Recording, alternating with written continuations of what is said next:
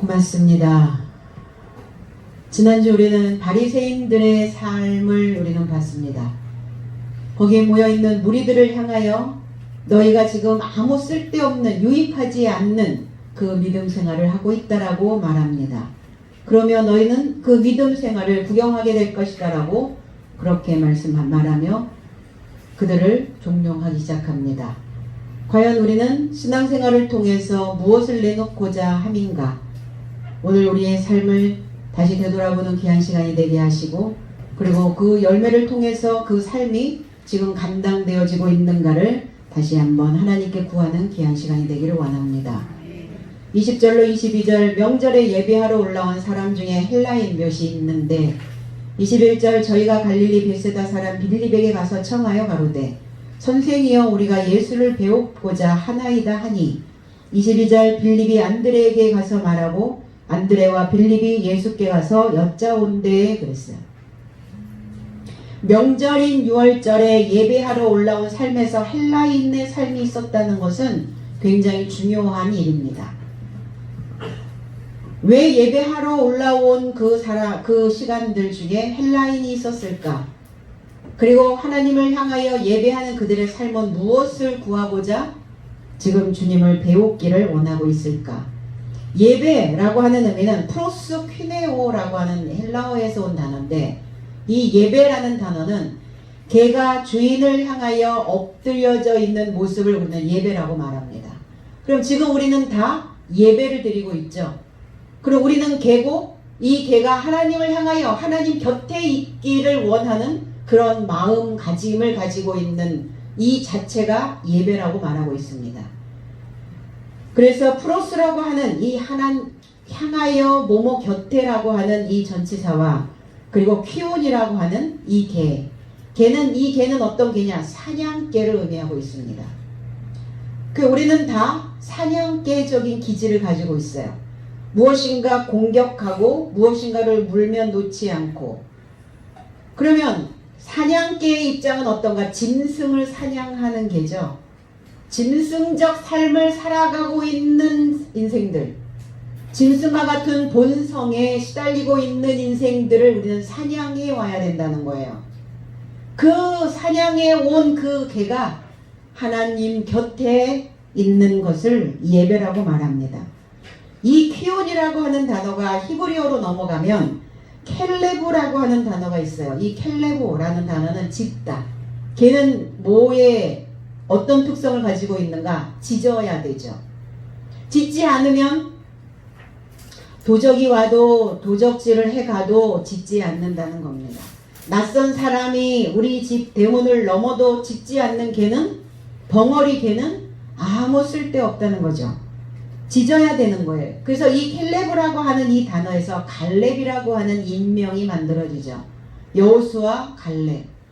가나안 땅을 정탐하러 보냈던 그 갈렙이 돌아와서 그 갈렙은 이렇게 얘기합니다. 우리가 가야 될 곳입니다. 거기에 있는 사람들은 큽니다. 그리고 거대합니다. 많은 지식을 가지고 있습니다. 젖과 꿀이 흐르는 땅입니다. 그러나 젖과 꿀이 흐르는 그 땅에 있는 가나안에 있는 사람들은 어린아이적 수준에 머물러 있는 젖먹이들입니다. 꿀먹은 벙어리처럼 짖지 못하는 자들입니다. 그래서 우리는 그들이, 그 가나안에 있는 자들이 우리에게는 밥이어야 됩니다. 이런 표현을 했던 자가 바로 갈렙이었다는 거예요. 짖을 수 있다라는 겁니다. 소리를 낼 수 있는 자라는 겁니다. 사무엘하 9장 8절에 저가 절하여 가로되 이 종이 무엇이간데 왕께서 죽은 개같은 나를 돌아보시나이까. 이 말을 한 자가 누구냐? 사울의 손자 그리고 요나단의 아들인 무비보셋이라고 하는 자가 다윗이 이제부터 네가 나의 밥상과 함께 할 것이다 이렇게 하였을 때 무비보셋이 다윗을 향하여 이러한 표현을 합니다. 자기는 개라는 이야기를 해요. 이 개같은 인생, 하찮은 인생. 우리는 개를 표현할 때는 어때요? 썩 좋은 뉘앙스는 아니죠. 개같은 인생, 개 XX 뭐 이런 표현들. 그래서 성경에서도 개가 나올 때는 그렇게 썩 좋은 단어가 아니에요. 개가 토하였던 것을 도로 먹는 이런 거. 짖지 못하는 벙어리개. 그리고 몰지각한 목자들을 개라고 이렇게 표현을 합니다. 그리고 욕심이 많은, 그리고 지각이 둔하여 있는 이러한 자를 개로 이렇게 성경은 표현하고 있는데, 여기에서 모비보셋이 자신을 개라고 표현했던 그 의미가 무엇인가? 나는 이제 개였습니다. 그러나 다윗의 은혜로 인하여, 하나님의 은혜로 인하여 이 개와 같은 그 인생이 하나님의 은총을 받은 구원받는 자가 되어지기를 갈망합니다. 이 모비보셋은 어떤 자였냐면 절름발이었어요. 절름발이는 어때요? 짧죠? 다리 하나가 짧단 말이에요. 육체의 절름발이도 있지만 생각의 절름발이도 있다는 겁니다. 쩔뚝거리며 걸어가는 거예요. 그러면 쩔뚝거리면서 걸어가는 이유가 뭘까? 성숙하지 못하다는 겁니다. 채워지지 않았어요. 채워지다 말았단 말이에요. 우리는 인생을 절뚝거리며 살아왔어요. 그리고 수치를 맛보며 개와 같은 천덕꾸러기의 인생을 살아왔던 때가 있었습니다. 여기서 요나단이라고 하는 이 의미는 뭐냐면 여호와께서 실패 없이 묵다라는 의미예요. 그러니까 요나단의 아들 모비보셋을 실패한 자 같이 보이나, 천덕꾸러기요, 그리고 개와 같은 인생이요, 그리고 절름발이의 인생인 것처럼 그가 천덕꾸러기인 것 같았었는데, 그러나 요나단의 아들 요나단이 세운 자가 되어져서 여호와께서 실패 없이 묶을 수 있고 여호와의 뼈대를 만들어낼 수 있었다는 겁니다. 그래서 모비보셋의 의미는, 이름의 의미는 뭐냐면 수치를 날려버리다, 수치를 훅 불어버리다. 그럼 왜 쩔뚝거리고 다녔을까? 마음이 뚝 떨어졌단 말이에요. 마음은 어떻죠? 마음은 항상 평정심을, 마음은 항상 일정한 온도를, 일정한 근력을 유지하고 가야 됩니다. 그런데 마음이 뚝 떨어져 있다. 그건 뭐예요? 낙심한 마음이죠. 낙심한 마음은 절뚝발이라는 거예요. 정신적인, 영적인 마음의 절뚝발이, 마음이 낙심이 됐어, 마음이 절망이야, 절뚝발이라는 겁니다. 이 낙심한 데에 상처를 입은 자가, 그 낙심한 마음을 가지고 인생길을 걸어갔던 자가 모비보셋이었어요. 그런데 그 모비보셋을 이제 요나단을 통해서 다시 한번 그 든든한 뼈대를 세워주신다는 겁니다. 뼈가 약하면요 무너지게 되어 있습니다. 우리의 뇌 속에 뼈가 있다는 것을 기억하셔야 됩니다. 우리의 머리가 다 뼈로 만들어져 있습니다. 그래서 무너지지 않도록, 우리의 뇌가, 우리의 생각이 무너지지 않도록 여호와와 함께, 여호와의 말씀과 함께 우리는 묶여야 된다는 것입니다. 그래서 내가 밟는 곳, 내 마음이 걸어가는 곳, 내 생각이 걸어가는 곳곳마다 낙심되어져 있으니까 쩔뚝발이 인생이에요. 오늘 주님은 모비보셋처럼 그 수치가, 그의 천덕꾸러기였던 그 인생이, 죽은 개같은 그 인생이, 낙심하여 절뚝거리고 다녔던 내가 밟고 다니는 그 마음에 있는 곳이 다 오늘 날아가야 될 줄로 믿습니다. 누구를 만나느냐, 누가 나를 세우느냐예요. 그러니까 우리는 요나단과 같은 자를 만나야 되겠죠.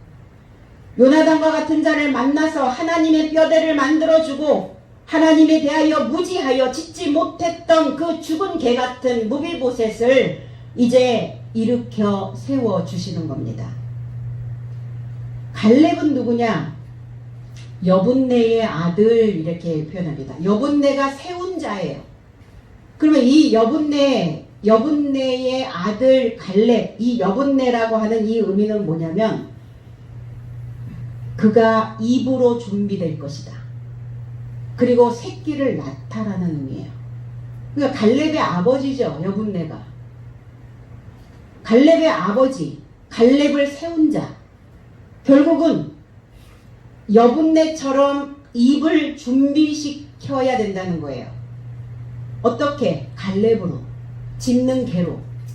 하나님을 향하여, 주인을 향하여 짖을 수 있는, 주인을 향하여 엎드릴 수 있는 그 갈렙을 낳은 자가 바로 여분네라는 겁니다.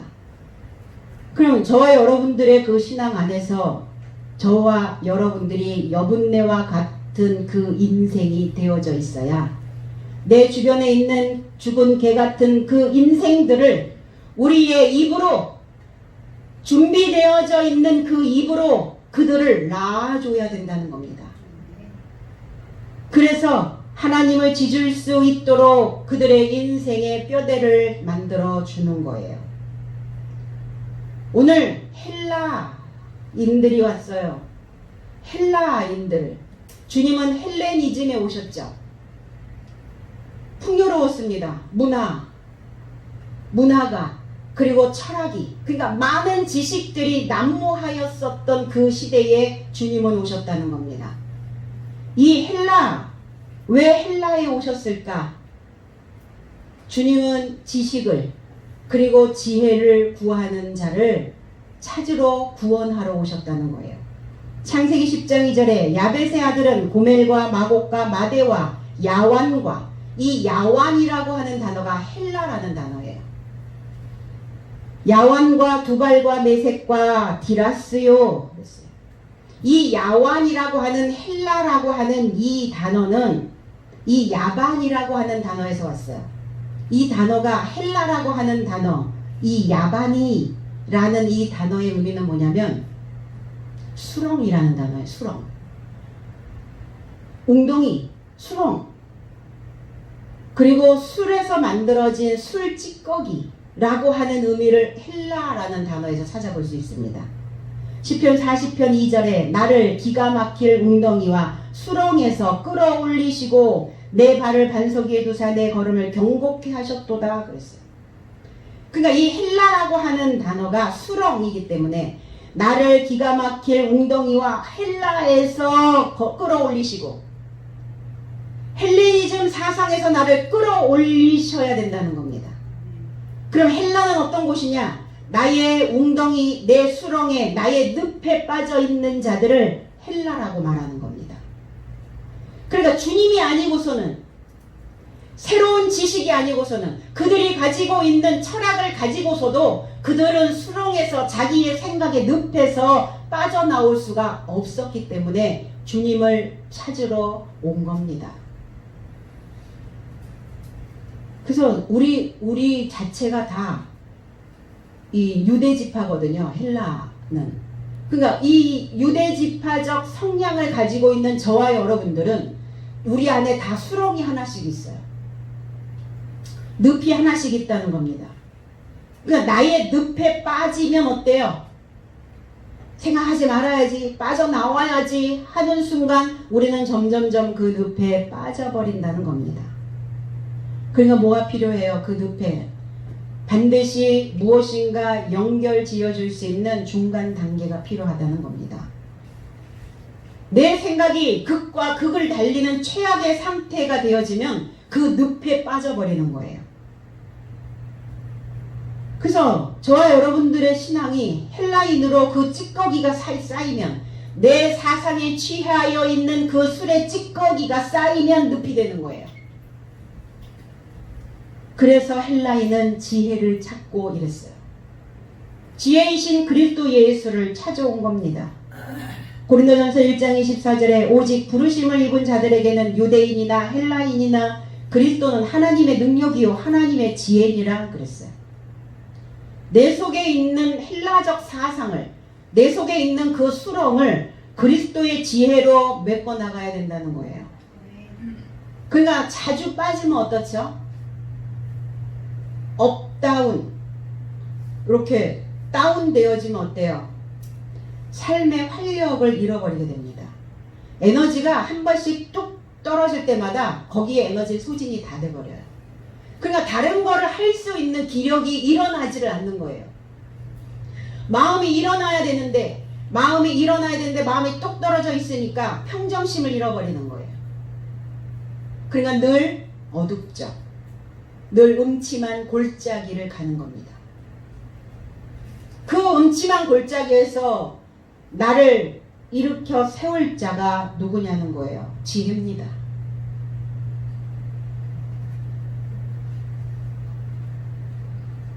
오늘 헬라인의 삶은 빌립에게 가서 간청을 합니다. 선생이여, 이렇게.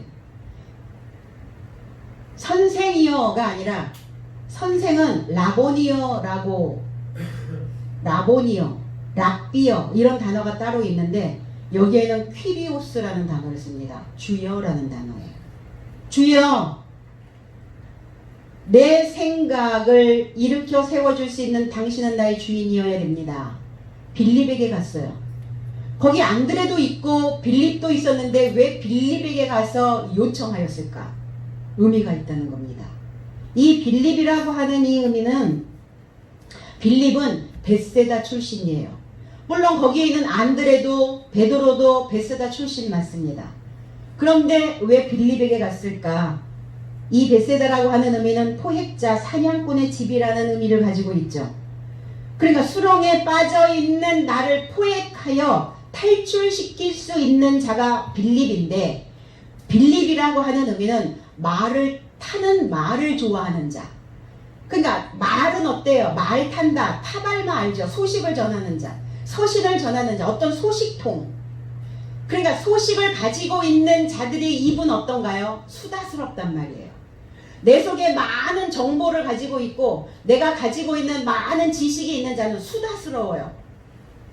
그냥 뭔가 내가 알고 있는 것을 나 혼자만 알고 있기에는 너무 싫단 말이에요. 이것을 다른 사람들에게 전하고 다른 사람들에게 알려주기 위한, 이 말을 타기를 좋아하는 이 빌립은 수다스러웠고, 결국은 수다스러운 이 자가 그 입에서 나오는 그 입을 준비한 그 말로 자기의 헬라적 삶을 건져낼 수 있을 거다라고 생각한 거예요.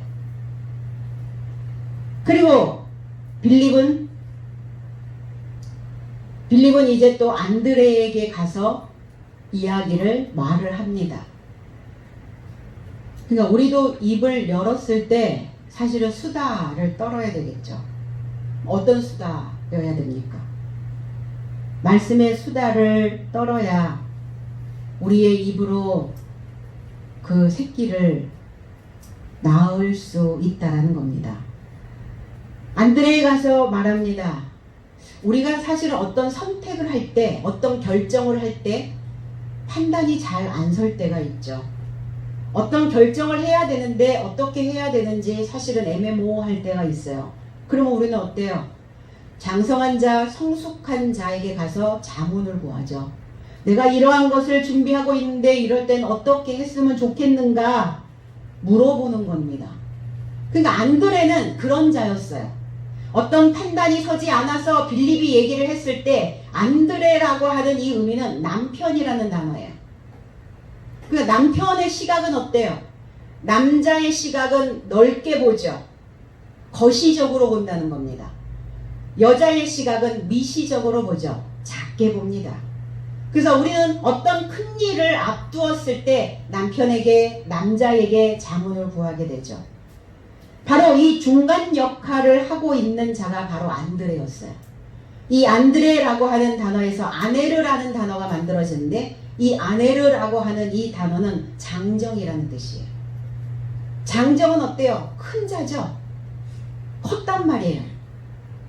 키만 큰 게 아니라 그의 사고가 숙고하여 메타인지를 만들어낼 수 있는 자로 성장한 자를 안드레라고 말합니다. 그러니까 성숙한 삶이 되어져 있는 남편이라는 거예요.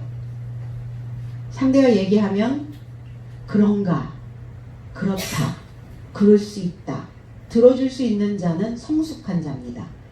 그리스도 예수의 씨를 가진 자, 바로 다리를 놓는 자가 안드레였어요. 그러니까 성숙함을 볼 수 있는 성숙한 자가 되어져 있기 때문에 빌립을 통해서 빌립은 안드레, 또 빌립과 안드레가 예수 그리스도를 만나게 되는 거죠. 성숙하다, 미성숙하다라는 것을 어디에서 판가름할까요? 물론 그의 행동에서도 할 수 있죠. 그러나 행동을 안 하면 감출 수는 있어요. 포장은 돼요. 그런데 성숙함을 어디에서 볼 수 있을까 하여 봤더니 흔히 쓰고 있는 대수롭지 않은 짧은 언어들이에요. 짧은 언어들이 그 사람의 실체를 드러낸다는 겁니다. 그래서 내가 쓰고 있는 그 언어를 분석하면 나 자신을 이해하는 데 도움이 된다고 얘기를 해요. 그래서 내가 대수롭지 않게 쓰고 있는 짧은 언어, 그 언어가 친구나 가족과의 관계를 개선할 수 있는 방법을 가져다 준다는 거예요. 더 좋은 교육자가 될 방법. 내가 쓰고 있는 그 짧은 언어.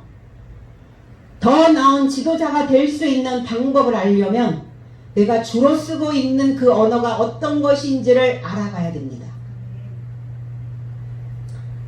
그래서 나의 타고난 어떤 결점들을 알고 그것을 개선하기 위해서 노력해야 우리는 장성한 자로 다리 역할을 해줄 수 있는 하나님께 인정받는 자가 되어질 수 있다는 겁니다. 오늘 안드레는 빌립과 안드레는 예수께 말하였다, 여쭈었다 이렇게 표현하는데 이 레고라고 하는 이 단어는 논리를 써서 말하다라는 의미를 가지고 있어요. 그냥 말하는 게 아니에요. 헬라인이 왔습니다. 주님을 만나기를 청하고 있습니다가 아니라 그들의 논리적 사고, 그들의 합리적인 사고를 가지고 지금 말하고 있는 겁니다.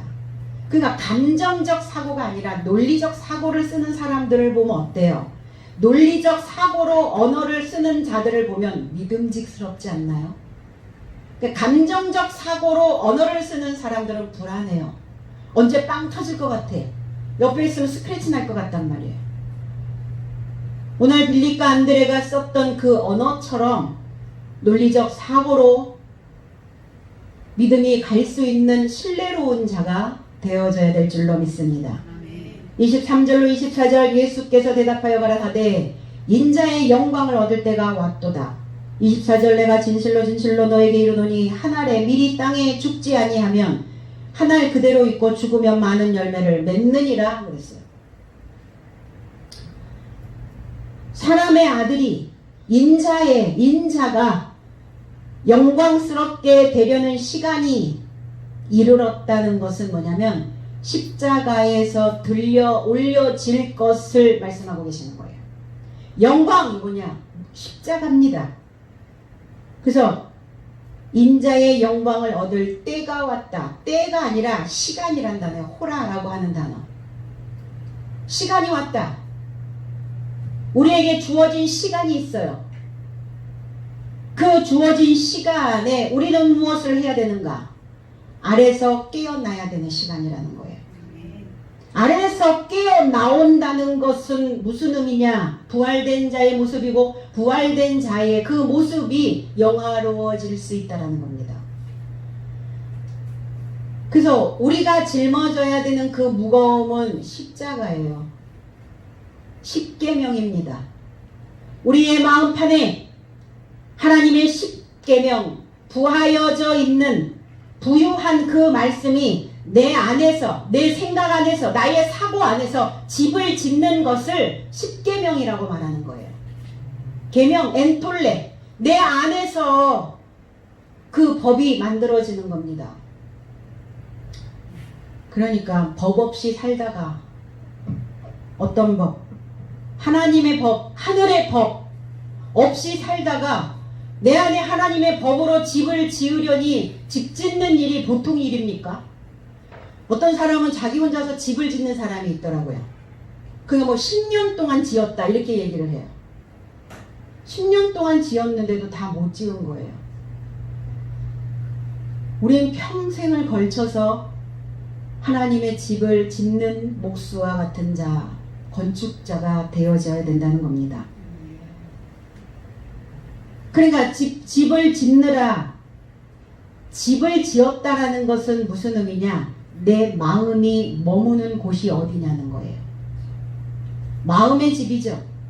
내 마음이 머무는 곳, 그곳이 집이에요. 그럼 내 마음은 지금 어느 곳에 머물러 있느냐예요. 어느 곳에 있느냐예요. 마음을 어디에 두고 사느냐예요. 거기가 집이라는 겁니다. 그냥 우리가 여호와의 집을 짓는 것도 힘듭니다. 무거워요. 짐이에요. 무겁고 지쳐서 힘들 때 그 자리에서 오랜 시간 머물고 있는 믿음직스러운 신뢰가 가는 그런 사람이 저와 여러분들이었으면 좋겠습니다. 그래서 나달이어야 돼요. 한 알의 미랄이, 이 한 알이라고 하는 코코스라고 하는 이 단어는 나달이라는 단어예요. 씨라는 단어입니다. 마태복음 13장 31절에 또 비유를 베풀어 가라사대 천국은 마치 자기 밭에 갖다 심은 겨자 나달과 같으니, 겨자 씨와 같다 이렇게 얘기하는데 씨예요. 씨. 겨자 나달과 같으니 그랬어요. 그러니까 겨자는 씨 중에서 제일 작으나 성장하면 채소보다 커서 새로운 삶이 유숙할 만한 나무가 되어진다라고 성경은 그렇게 기록하고 있습니다. 보이지 않아요.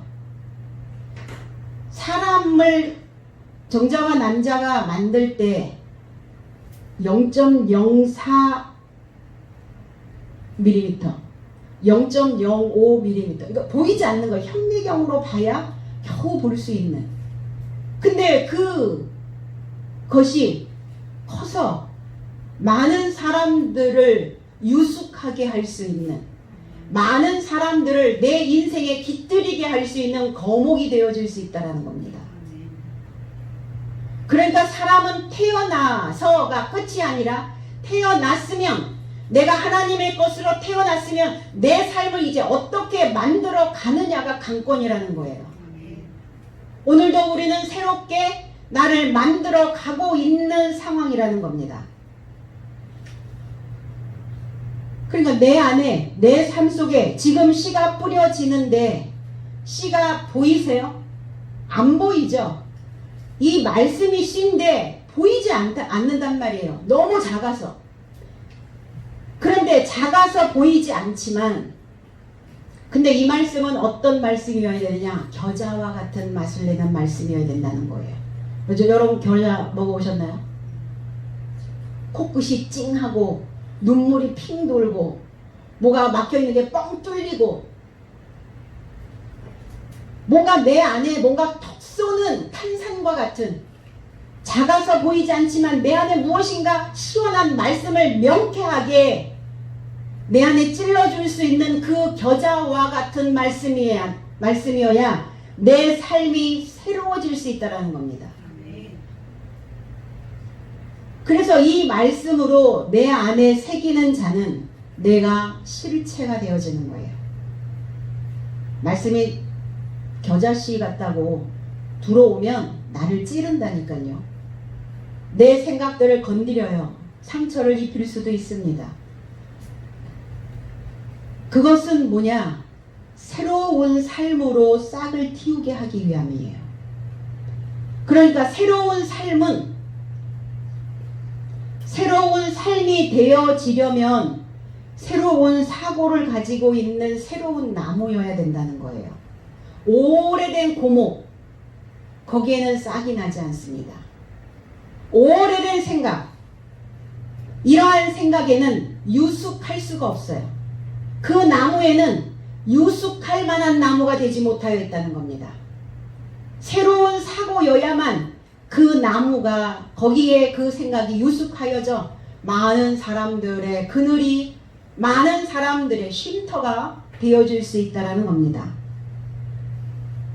그 작은 겨자씨와 같은 자가, 겨자 나달과 같은 자가 누구였습니까? 삭개오였습니다. 작은 삭개오. 작으니까 키가 얼마나 작을까? 단신이었을까? 그 얘기가 아니라 그는 겨자와 같은 자였다. 겨자씨와 씨였던 씨와 같은 자였다는 거예요. 작은 삭개오야, 오늘 너의 집에 유숙해야겠다. 오늘 내가 너의 집에 머물러야겠다. 오늘 너의 집을 완성시켜야 되겠다. 오늘 저와 여러분들이 작은 삭개오로 여러분들의 집을 완성시키는 시간 되기를 원합니다. 삭개오라는 의미는 투명하다, 깨끗하다, 순결하다, 투명해야 돼요. 투명하지 않은 행위는 언젠간 다 드러나요. 감춰질 수가 없어요. 살아왔던 우리의 삶의 모든 행태들이 감춰지지 않는다는 겁니다. 어느 시점이 되면 드러나요. 그러니까 투명하게 가자는 거예요. 지금부터. 순결하게. 찌꺼기 잔뜩 끼어서 ным 만들지 말고 그 찌꺼기 오늘 다 말씀으로 씻어서 그 수렁에서 나를 건져내야 될 줄로 믿습니다. 작은 미크로스. 그래서 미생물과 콜로이드 같은 그 작은 미시적인 그 입자 눈에 보이지 않습니다. 이 말씀은 눈에 보이지 않아요. 작은데 이 말씀의 씨가 떨어지면 그런데 큰 열매를, 큰 나무를 만들어낼 수 있다는 거예요.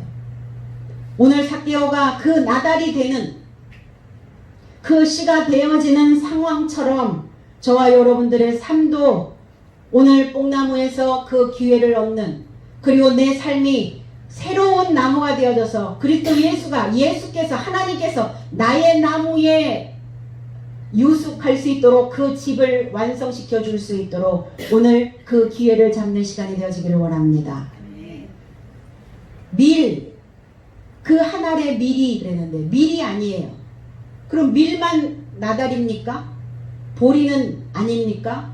쌀은 아니에요? 콩은 아닙니까? 그래서 밀이라는 단어가 아니라 시토스라고 하는 단어는 알곡이라는 단어예요. 그래서 나달의 알곡이, 씨의 알곡이 알곡되어져야 되죠. 쭉정이 되고자 원하는 사람 없죠. 그러니까 어떤 지식을, 어떠한 지혜를, 어떠한 정보를 받느냐에 따라서 그가 쭉정이도 될 수도 있고 그가 알곡도 되어질 수 있다는 거예요. 어떠한 지혜를 소유하느냐에 따라서 갈라진다는 겁니다. 근데 이 씨가 다 알곡으로 나오지는 않아요. 싹이 나지 않는 씨도 있다는 겁니다. 똑같이 씨를 뿌렸는데 어떤 그 씨에는 발화하는 그 씨눈에서 발화가 되는데 어떤 씨눈은 싹이 발화되지 않는 씨눈이 있어요. 그러니까 싹이 나오지 않으면 어때요? 썩어버리죠. 죽어버립니다. 마태복음 3장 12절에 쭉정이와 같은 쓸데없는 생각들을 이렇게 표현합니다. 손에 키를 들고 자기의 타작마당을 정하게 하사 알곡은 모아 곡간에 들이고 쭉정이는 꺼지지 않는 불에 태우시리라 그랬어요. 쭉정이가 뭡니까? 쓸데없는 생각이에요. 유익하지 않는 생각이에요. 낙심한 마음으로 절뚝거리며 걷고 있는 사람입니다. 이 쓸데없는 거예요. 쓸데없다. 쭉정이 쓸데없죠. 껍질 쓸데없죠. 뭐에 쓸 거예요?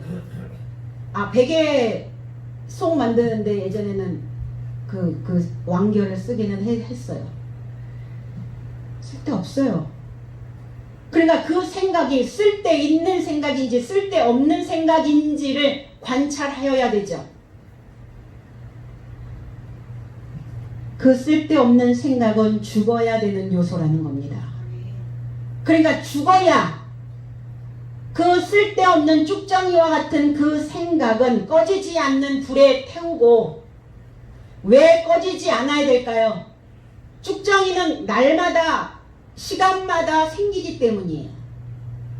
한번 쭉정이를 태웠다고 하여서 그 쭉정이가 다 없어지는 게 아니에요. 그러니까 꺼지지 않는 그 불에, 꺼지지 아니하는 그 말씀의 불에 항상 그 쭉정이와 같은 쓸데없는 생각들을 던져버려야 된다는 거예요. 그리고 퀴즈를 하셔야죠. 내 생각을 퀴즈를 하셔야 돼. 쓸데없는 생각들은 날려버리고 뭐처럼, 무비보셋처럼 수치를 날려버리다. 수치를 날려버리고 오늘 쓸데있는 필요한 생각들만 내 삶에 담아 놓으셔야 된다는 거예요. 그래서 여호와의 창고에, 여호와의 곡간에 들여지는 알곡처럼 속이 꽉 차 있는 그러한 인생이 돼야 되는 것입니다. 죽으면 그 씨의 나달이 많은 열매를 감당하느니라. 열매를 맺는 게 아닙니다. 자, 열매를 맺었다고 칩시다. 처음에 싹이 나서 광합성 작용을 통해서 싹이 나고 아주 작은 열매가 나왔을 때는 열매를 맺었다고 말합니다. 그건 열매를 맺은 거 맞아요. 그런데 그 열매가 점점 커가면서 뭘 해야 되느냐? 이 열매를 감당해야 된다는 거예요. 그러니까 열매로 내가 수확이 되어진다는 것은 감당이 됐느냐 안 됐느냐예요. 그 열매로 나와야 되는 자들이 누굽니까? 그리스도 예수를 믿는, 하나님을 믿는 저와 여러분들이 열매 아닙니까? 저와 여러분들이 열매인데 내 삶을, 내 생각을 내가 감당하고 있느냐 없느냐예요. 내 생각이 감당이 안 되는 사람들은 어제 죽었죠. 내 생각이 감당이 되고 있는 자는 오늘 여기에 있는, 지금 여기에 있는 저와 여러분들이라는 겁니다. 감당이 안 돼. 뭐가 감당이 안 된다는 거예요? 그 생각에서 일어나고 있는 나약한 생각들이, 나약한 마음들이, 낙심하여 있는 절뚝거리는 그 사고들이 감당이 안 되는 거예요. 병든 자들이죠. 그러니까 죽으면, 여기에서 죽음이라는 것은 그냥 죽음이 아니에요. 아포토네스코 해야 돼요. 아포토네스코라고 하는 의미는 뭐냐면 날곡과 쭉정이가 분리되어져서 죽는 거예요. 분리되어져서 그 나달이, 그 씨가 죽으면 발화를 합니다. 분리되지 않은 상태에서, 생각이 분리되지 않은 상태에서 그냥 죽으면요 썩어버려요. 반드시 분리시켜야 됩니다. 그래서 내 생각을 싸고 있는 표피가 무엇이냐예요.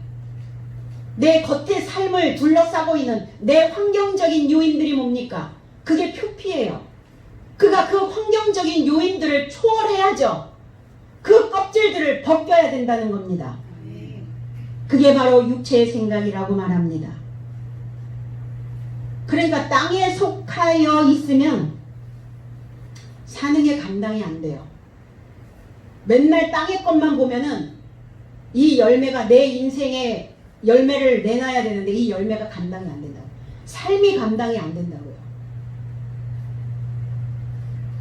우리가 그리스도의 씨로 알곡된 열매라면 우리는 하늘을 봐야 된다는 겁니다. 땅만 보고 사니까 어때요? 날마다 쳇바퀴 돌죠. 뭐 얼마나 맨날 변화무쌍한 삶을 사나요? 그렇지 않죠. 날마다 쳇바퀴 돌고 있는 그 삶에서 우리는 어떤 의미를 새롭게 부여하며 갈 것인가예요. 그날이 그날이면 다 그날이 그날처럼 살아요.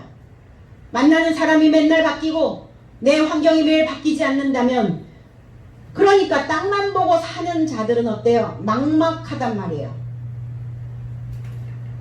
막막하다는 거 뭐예요? 살아갈 힘을 잃어버리게 된다는 겁니다. 그러면 우리의 뇌는 내 마음에서 인지되어지고 있는 그 생각들이 우리의 뇌에 그대로 전달이 다 돼요.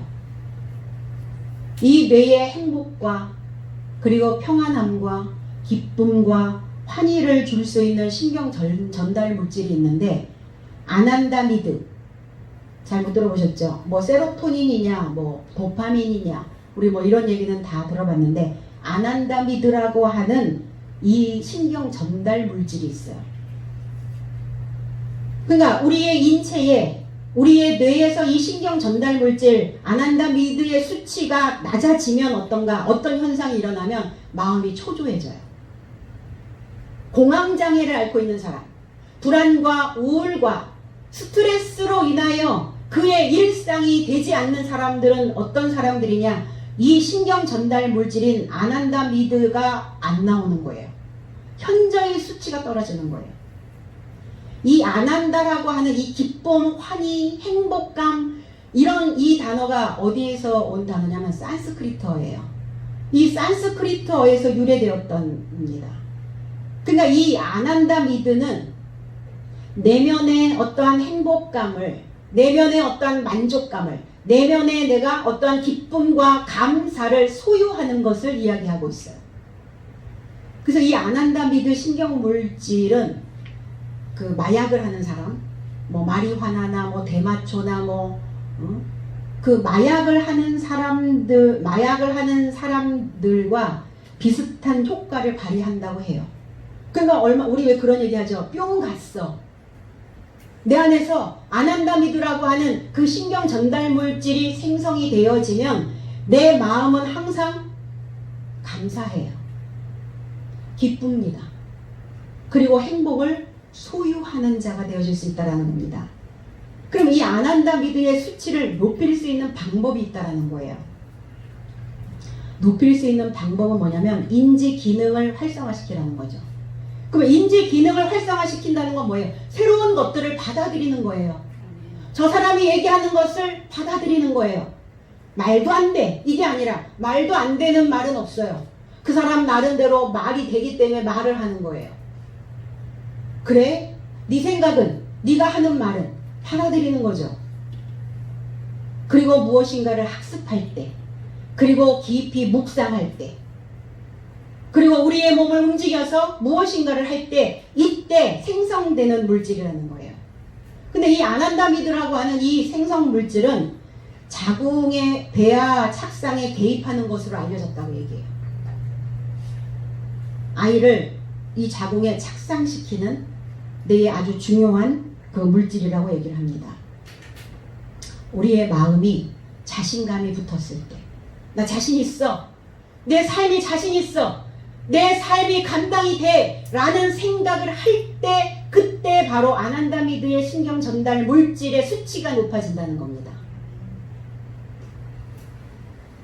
그렇다면 오늘 나의 삶의 새로운 의미들을, 그리고 오늘 하나님의 말씀을, 그리고 내 삶으로, 내 몸으로, 몸과 마음으로 이 신앙을, 이 믿음을 행할 수 있는 이 알갱이가 되고자 내 자신을 훈련할 때 우리 안에 아난다미드의 생성 물질이 나를 건강하게 만드는 주인공의 삶으로 이끌어 줄 줄로 믿습니다. 그래서 열매 되신 그리스도와 나의 인생을 우리는 감당해내야 된다는 거예요. 그러니까 우리 안에서 쓸데없는 불필요한 생각들은 죽여야 돼요. 그리고 주님과 연합되어져야 내 속에서 합당한 그러한 생각들이 다시 생성되어질 수 있다는 거예요. 땅에 이르고자 죽지 않으면 그가 홀로 머문다 이랬어요. 땅, 게스라고 하는 나의 내면의 땅입니다. 우리의 마음의 땅이에요. 어두워 있는 땅입니다. 혼란스러운 땅입니다. 하나님에 대하여 무지하여 어두워 있는 땅입니다. 그 땅에 이루고자 죽지 않으면, 그러니까 그 말씀의 씨가 떨어지면 내 생각들이 죽어야 돼요. 그 생각이 죽지 않으면 그 씨 나달 홀로 머문다. 모노. 그러니까 홀로, 혼자, 맨날 혼자 쓸데없는 생각으로 공상하는 거예요. 소통하지 않는 겁니다. 내 생각을 내놓지 않는 거예요. 자기 생각 속에 꽉 갇혀서 홀로 인생길을 걸어가고 있는 자입니다. 홀로 갈 수 있나요? 인생길 홀로 갈 수 없잖아요. 인생길 홀로 갈 수 없다면 나의 세살 버릇을 죽여야 돼요. 세살 버릇 80까지 가지 않도록, 그러려면 많은 교훈으로 내 안을 메꿔야 되고, 많은 교훈으로 메꿔 있는 자들은 내게 어떤 사람이 와도, 어떠한 상황이 벌어져도, 어떠한 문제가 발생이 되어져도 능히 감당할 수 있게 되어진다는 겁니다. 그래서 새살 마을, 내가 살았던 새살 마을로 돌아가서 거길 정리하셔야 돼요. 맨날 새살 마을에 살고 계시지 말고 새살 마을에서 오늘 이전해야 될 줄로 믿습니다. 우리 왜 그런 거 얘기하잖아요. 하는 일이, 하는 행동이 어린아이 같아. 그 말은 뭐냐면 그가 새살 마을에 살고 있는 거예요. 오늘 이 새살 마을을 다 벗어나시기를 주님의 이름으로 축원합니다. 25절로 26절, 자기 생명을 사랑하는 자는 잃어버릴 것이요 이 세상에서 자기 생명을 미워하는 자는 영생하도록 보존하리라. 26절, 사람이 나를 섬기려면 나를 따르라. 나 있는 곳에 나를 섬기는 자도 거기 있으리니 사람이 나를 섬기면 내 아버지께서 저를 귀히 여기시리라 그랬어요. 생명, 자기 생명을 좋아하는 자는 사랑이 아니에요. 필레오라는 단어입니다. 자기의 생명, 이 생명은 목숨이죠. 푸시케, 자기의 목숨을, 자기의 혼을 좋아하는 자는 파멸할 것이요, 잃어버릴 것이요. 자기의 목숨을 좋아한 자가 있었어요. 누구? 가룟 유다였죠. 결국은 가룟 유다적 그 성향은 자기의 목숨을 좋아하고 있다는 겁니다. 그는 파멸에 이르렀어요. 목숨적 존재, 육적인 존재, 본능적인 존재, 그 존재를 죽여야 된다는 거예요. 그 생각을 잃어버려야 된다는 겁니다. 그래야 영적인 존재, 하늘에 다 있는 자로 살아낼 수 있다는 겁니다. 그래서 목숨을 미워해야 되죠. 목숨을 좋아함은 가룟 유다와 같고 가인과 같아진다는 거예요. 가인도 어때요? 자신의 본능을 죽이지 못하여 그 사상에 고착되어져 버렸다는 겁니다. 그러니까 그 또한 파멸에 이르렀고, 그리고 그 파멸에 이르렀던 그 생각이 자기 자신을 찌르는 작살이 되었다는 겁니다. 나를 찌르니 아프죠? 여기저기 구멍나죠? 그래서 어떠한 마음으로 우리가 지금 살고 있는가예요. 땅에 속하여 살고 있는 형체인가, 아니면 하늘에 속하여 있는 형체인가를 알아봐야 된다는 거예요. 땅에 속하여 있으면 내 목숨에, 내 본능에, 이 본능은 훈련하여 이 본능을 다스려야 됩니다. 그러니까 아이들도 어때요?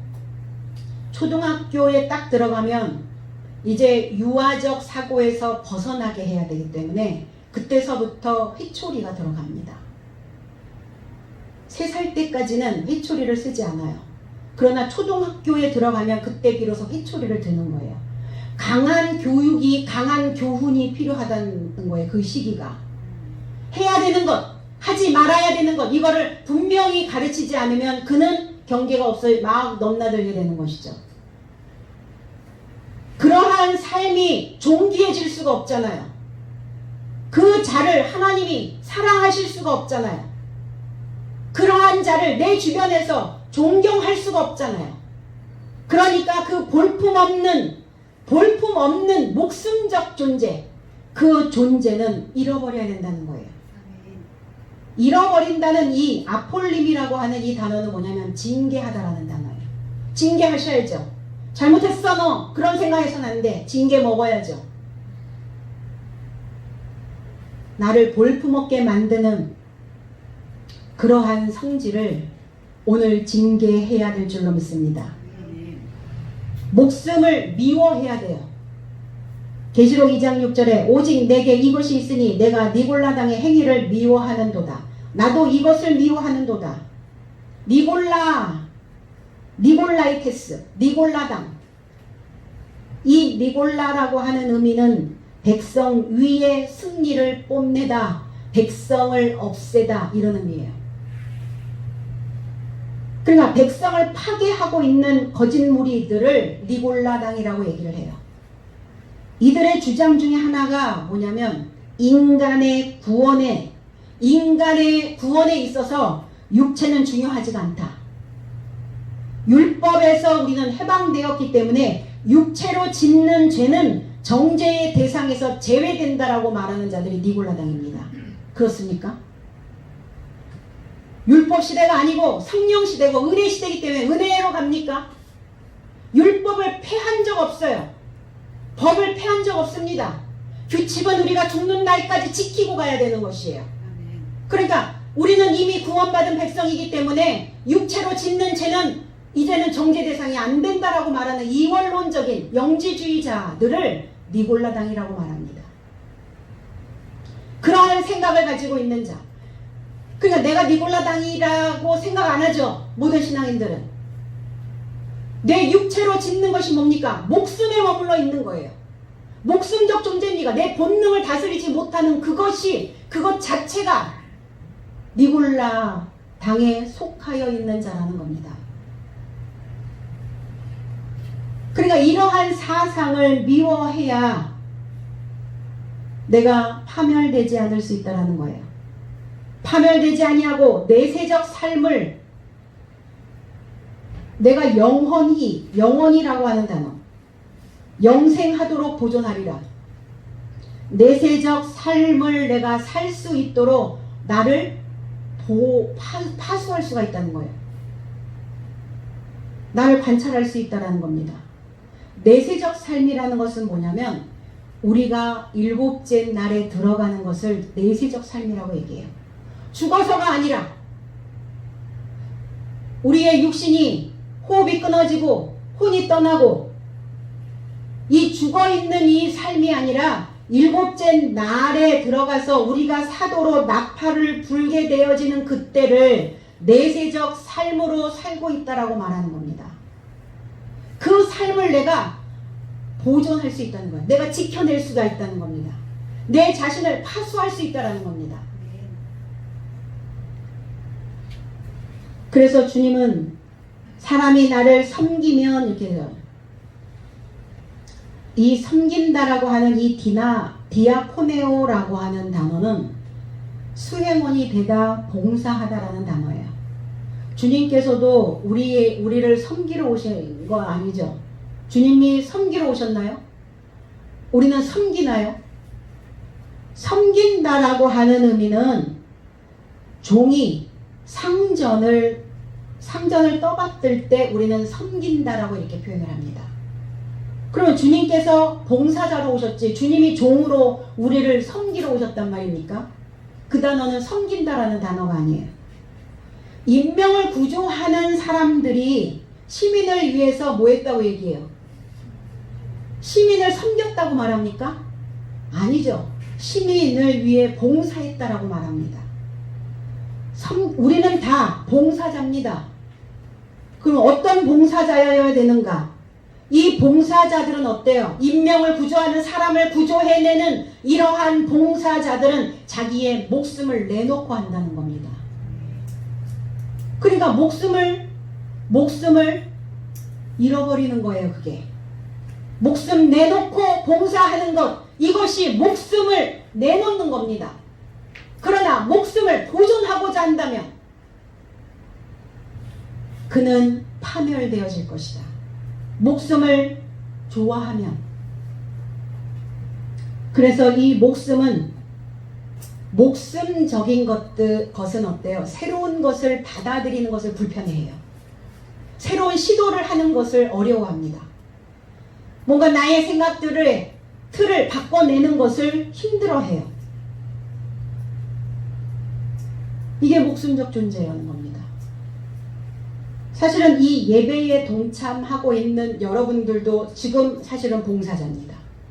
저는 여러분들에게 말씀을 주면서 봉사하고 있고, 성도들도 봉사해야죠.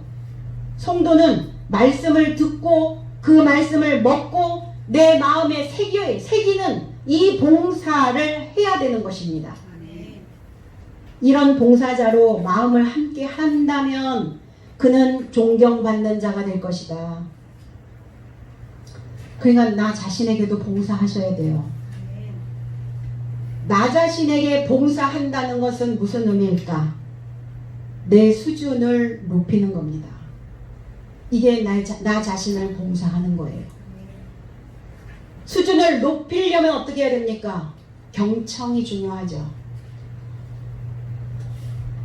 그래서 존경받을 수 있느냐 아니면 무시를 받느냐의 차이는 내 스스로 만들어내는 거예요.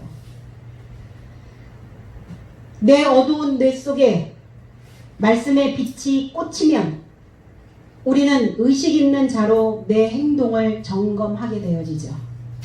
그 자는 존경받게 존귀한 인생이 되어줄 수 있다는 겁니다. 베드로전서 4장 11절 만일 누가 말하려면 하나님의 말씀을 하는 것 같이 하고 누가 봉사하려면 하나님의 공급하시는 힘으로 하는 것 같이 하라. 이는 범사에 예수 그리스도로 통하여 하나님의 영광을 받으시게 하려 함이니 영원한 삶에 이르는 영광과 권능이 그에게 있느니라 그랬어요.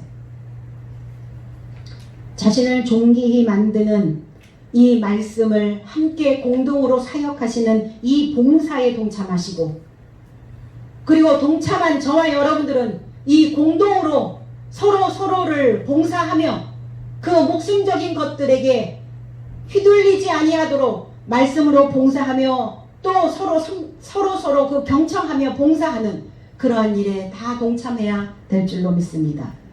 그래야 하나님의 그 내세의 삶이 우리의 삶의 현세의 삶과 내세의 삶에 이르는 그 모든 영광과 권능이 저와 여러분들의 삶에 머물러 있게 될 줄로 믿습니다. 그 인생이어야 나의 인생의 열매를 감당할 수 있다는 겁니다.